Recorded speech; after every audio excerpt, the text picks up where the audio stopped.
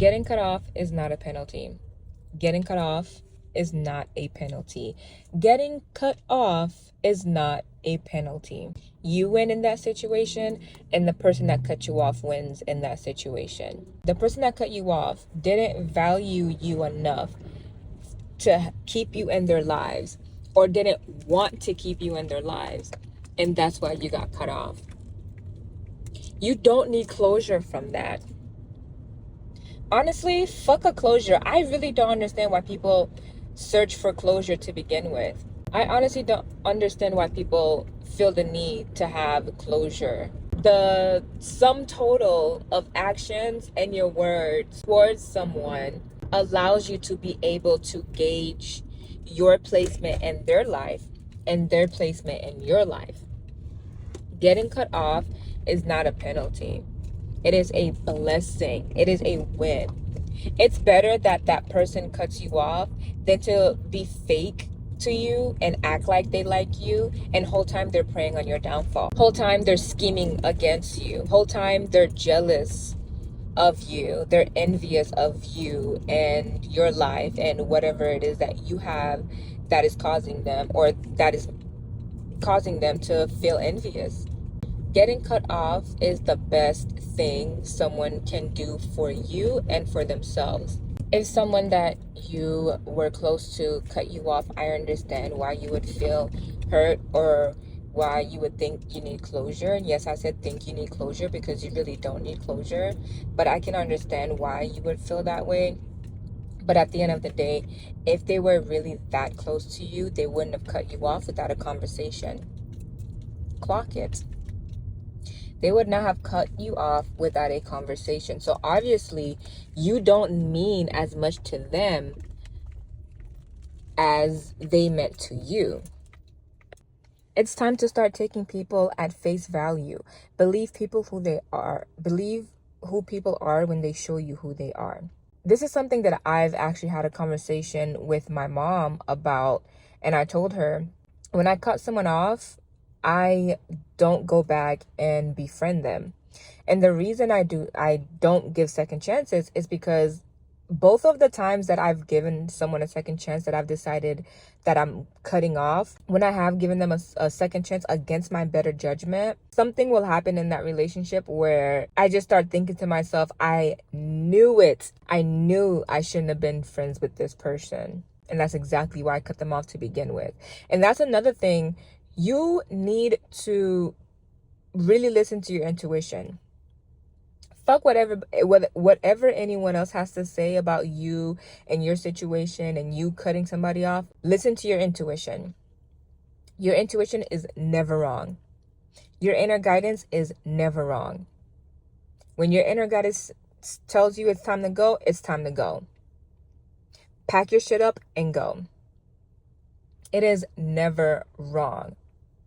Because I'm telling you, there's only been 2 times in my life where I've cut someone off and I was talked into befriending them again, and I've regretted it both times. Always listen to yourself. Even if it seems outrageous, out of pocket, or if it seems like you're doing too much, no, you're not.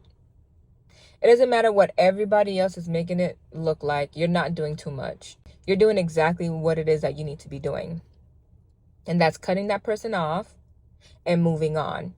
And if you're the person who got cut off by someone that you care about, just move on with your life. They cut you off. They don't care about you. They do not care about you. The sooner you accept that, the sooner you can move on. Move on with your life. There is a billion people in this world. You're going to make more connections if you want. You have that ability. If it's a friend that cut you off, you make more friends. If it's a family member, oh well, they obviously did not care about you enough to keep you around. They cut you off. Being cut off is not a penalty. It is a blessing. When the next time you get cut off, if you get cut off, say thank you. You thank God and you move on. That person was taken out of your life for a reason. Don't double back. Why would you double back? God took that person out of your life, and you're going to turn around and say, no, but I want them there. God took that person out of your life out of your life for reasons that you are not able to see. And the longer you keep that person in your life, the more miserable your life is going to be. The more shit that's going to happen to you. And then in the end, you're going to see why God didn't want that person in your life to begin with. Don't be afraid to cut people off either. Cut them off. Cut them all off. And this is what triggered this video. Is I'm driving. I do a lot of thinking when I'm driving. I don't normally listen to music when I drive because I like to sit with my thoughts when I drive. It's very therapeutic for me.